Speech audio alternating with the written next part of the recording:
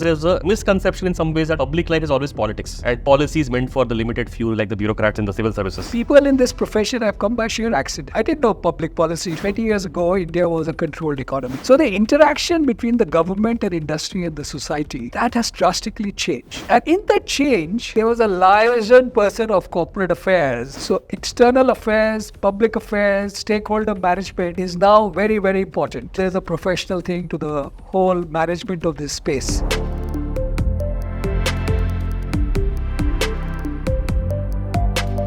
Hello Ajay sir, welcome to Rishihood University. You have heard about us earlier and maybe we are in the same domain as public policy for long, but it's good to be in person and talking about this. Given that you run PAFI and it has a great network and you have been doing this for so many years, one question that always comes from young people is, sir, how do we get involved in this whole public life, public policy? Because there's a misconception in some ways that public life is always politics. And policy is meant for the limited few like the bureaucrats in the civil services. But we know that it is broader than that. How does a young person plan their career or their life to be more public impact focused? What could be the opportunities? How should they think about this? Thank you. First of all, my congratulations and my compliments. This is my first visit to your university and I've been around a bit and I see the energy. I see the spaces you've created for interaction. It's beautiful. So my compliments. Thank you. See, in the space of public policy, if you take in a wider context, and that's where I'm coming from, I have a background of working in industry bodies, companies, corporates. I've worked with many think tanks.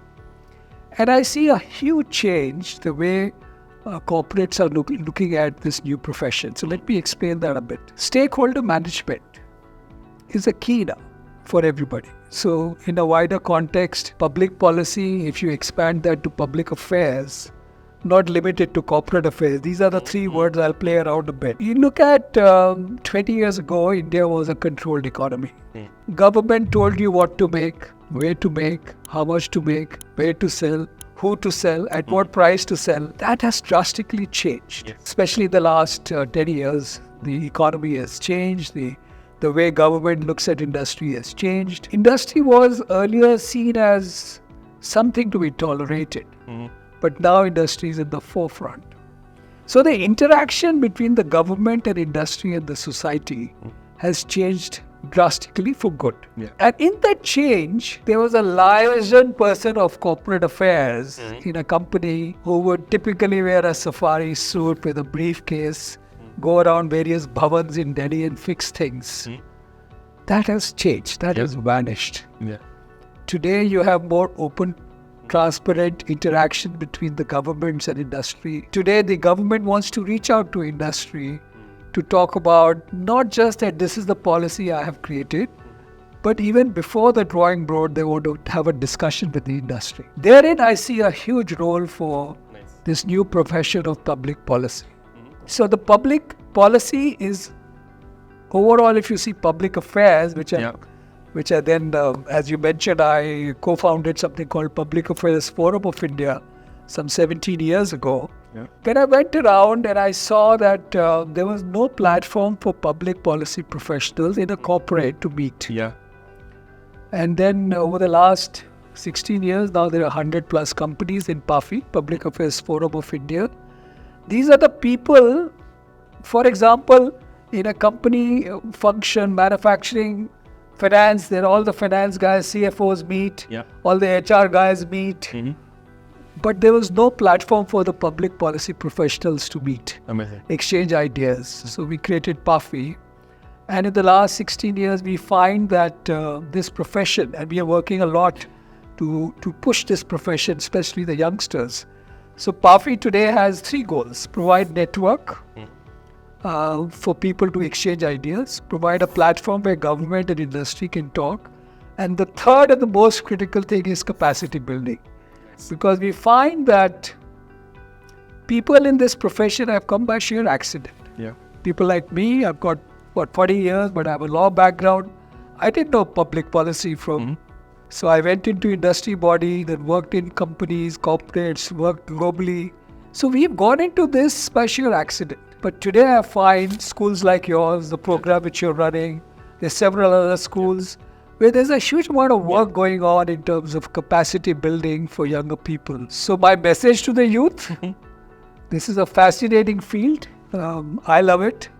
Not just because you are right there in the middle of situations, but also because it's a very thoughtful process. Yeah. It's a very thoughtful strategic function now. Yeah. So this function in a corporate has come onto the center stage. Yeah. So external affairs, public affairs, stakeholder management is now very, very important. It was always important, but it was handled by the CEOs or the owners. But now there's a professional thing to the whole management of this space. Yeah. I can go on, but I'll stop. No, then thank you for sharing that, because that's our observation as well. As you said, it is getting very professional, right? The interface between government and corporates is getting very professional. Earlier, from the safari suit guy to maybe lawyers, now it's public policy professionals who are playing this role of interfacing between the two entities. And interestingly, this is a very diverse skill set, because it's not very well defined. It's not about law alone. It's not just maybe negotiation and management. It is more than that, right? So you have to understand your corporate's interests, the government interest, align policy. And in many ways, this is also the make or break for the company, right? If you could align the broader policy framework to your business interests, then you will possibly have more domains to expand business and do well. So how should one prepare for it? What are the skill sets? What is the kind of education that they need? Because public policy seems to be very daunting and very broad for many people. So should I do economics? Should I do political science? Should I do international trade? Should I do law? Right? So it's a combination of many of these things. So how does one imagine to train themselves to be in this emerging roles that are coming up? No, thank you for that question. I think first of all, let me step back and tell you a bit about what's happening in a public affairs space in a corporate. Public affairs function was fairly limited earlier. Yeah. It was limited to the fact that you have to deal with the government, ensure that your licenses are in place, ensure your compliances are in place, ensure if there is a issue, you handle it. From that narrow space, the public affairs has now grown to be a much bigger space. Let me explain that. Today, for example, a public affairs professional in a company would handle not just government, but would handle corporate communication, corporate social responsibility, will handle branding and risk management, will handle reputation, will handle coalitions like various associations and bodies, would also handle strategy, would also look at geopolitics.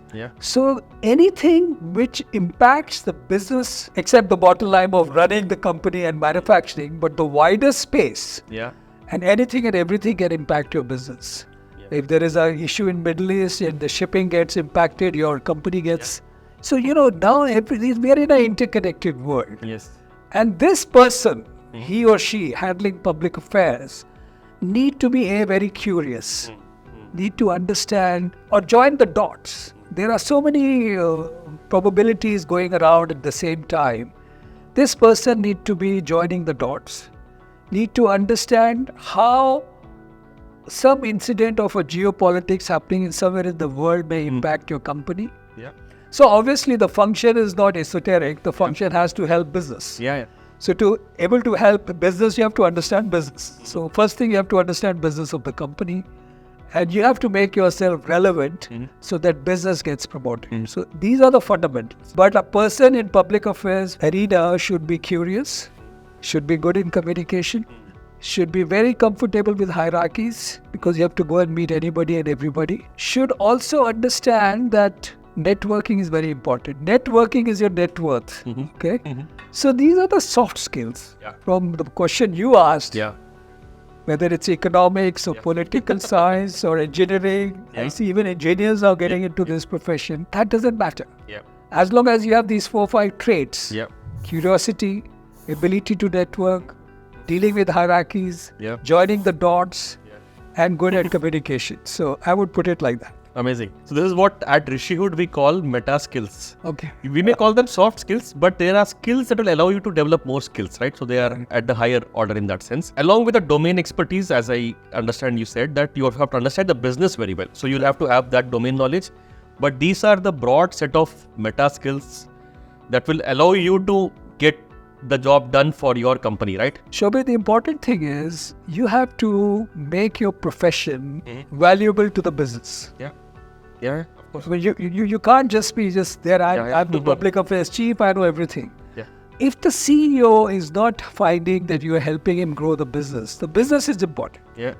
Now, obviously, we as PAFI always believe that it has to be ethical way and no other way to do business.